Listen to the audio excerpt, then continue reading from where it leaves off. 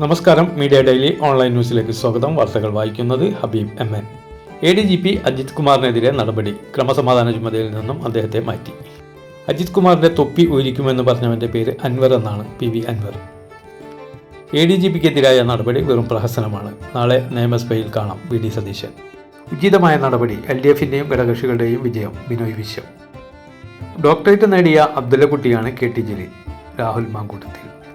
ഗാസയിൽ പള്ളിയിലും സ്കൂളിനും നേരെ വ്യോമാക്രമണം. ഇസ്രായേൽ നടത്തിയ വ്യോമാക്രമണത്തിൽ 26 പേർ കൊല്ലപ്പെട്ടു. പലസ്തീൻ മന്ത്രാലയമാണ് ഇക്കാര്യം വാർത്താക്കുറിപ്പിൽ പറഞ്ഞത്. ആദ്യ വിജയം ഇന്ത്യക്ക്. ബംഗ്ലാദേശിനെ 7 വിക്കറ്റിന് തകർത്തുകൊണ്ടാണ് T20 പരമ്പരയിൽ ഇന്ത്യ ഈ വിജയം കരസ്ഥമാക്കിയത്. PV അൻവറിന്റെ നയപ്രഖ്യാപന സമ്മേളനം ഇന്നലെ മഞ്ചേരിയിൽ നടന്നു. ഇന്നലെ വൈകുന്നേരം മഞ്ചേരിയിൽ നടന്ന സമ്മേളനത്തിൽ ആയിരങ്ങളാണ് പങ്കെടുത്തത്. ആദരണീയരും ബഹുമാനീയരുമായ അൻവർ പുതിയ പാർട്ടി രൂപീകരിച്ചാൽ തന്നെ അത് മഞ്ചേരിയിൽ ഒതുങ്ങുമെന്ന് പറഞ്ഞ രാഷ്ട്രീയ നേതാക്കൾക്ക് ഒരു മറുപടിയായിട്ടാണ് ഈ പരിപാടിയെ കാണാൻ കഴിഞ്ഞത്. മഞ്ചേരിക്കും മലപ്പുറത്തിനപ്പുറം വിവിധ ജില്ലകളിൽ നിന്നുള്ള രാഷ്ട്രീയ പാർട്ടി പ്രവർത്തകർ ഈ പരിപാടിയിൽ പങ്കെടുത്തതായി കാണാൻ കഴിഞ്ഞു. ഇവരിൽ കണ്ണൂരിൽ നിന്ന് വന്ന CPM പ്രവർത്തകരുടെ ഒരു കൂട്ടത്തെയും കാണാൻ കഴിഞ്ഞു. കേവലം ഒരു വിഭാഗത്തിൻ്റെ മാത്രം പാർട്ടിയായിട്ടല്ല അൻവർ പാർട്ടി രൂപീകരിക്കുന്നതെന്ന് നയപ്രഖ്യാപനത്തിൽ നിന്ന് മനസ്സിലാക്കാൻ കഴിഞ്ഞു. സംസ്ഥാനത്തിൻ്റെ സമഗ്ര മേഖലയെ പരാമർശിക്കുന്ന വിധത്തിലാണ് അദ്ദേഹത്തിൻ്റെ നയപ്രഖ്യാപന സമ്മേളനത്തിലെ നയപ്രഖ്യാപനം വായിച്ചു കേട്ടത്. സാമൂഹികമായിട്ടുള്ള ഒരു മാറ്റം അനിവാര്യമായ സമകാലീനതയിലൂടെയാണ് നാം കടന്നു പോകുന്നതെന്നാണ് ഈ നയപ്രഖ്യാപനത്തിൽ നിന്ന് മനസ്സിലാക്കാൻ കഴിഞ്ഞത്.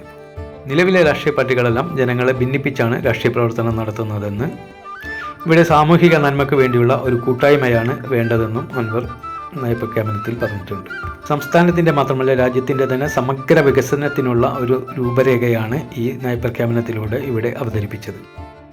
കേരളത്തിലൊരു 15ാമത്തെ ജില്ലയും കൂടി അത്യാവശ്യമാണെന്നും പ്രവാസികൾക്ക് വോട്ടവകാശം നിർബന്ധമാക്കണമെന്നും വിദേശത്ത് പഠിക്കുന്ന വിദ്യാർത്ഥികൾക്കടക്കം വോട്ടവകാശം ഉണ്ടാകണമെന്നും ആരോഗ്യം, വിദ്യാഭ്യാസം, കാർഷികം, വ്യവസായം, ചെറുകിട വ്യാപാര വ്യവസായ മേഖലകൾ, ഓട്ടോറിക്ഷക്കാർ നേരിടുന്ന പ്രശ്നങ്ങൾ, വഴിയോര കച്ചവടക്കാർ നേരിടുന്ന പ്രശ്നങ്ങൾ, മലയോര കർഷകർ നേരിടുന്ന പ്രശ്നങ്ങൾ എന്നുവേണ്ട ടൂറിസം മേഖലയിലെ വളർച്ചയ്ക്ക് വേണ്ടുന്ന അനുയോജ്യമായ പദ്ധതികൾ, വിദേശത്ത് പോയി പഠിച്ച് തിരിച്ചു വരുന്ന വിദ്യാർത്ഥികൾക്ക് കേരളത്തിൽ എങ്ങനെ നല്ല ഒരു ഭാവി ഉണ്ടാക്കാമെന്ന്, അങ്ങനെ ഒട്ടനവധി പദ്ധതികളുമാണ് ഈ നയരേഖയിൽ കാണാൻ കഴിഞ്ഞത്.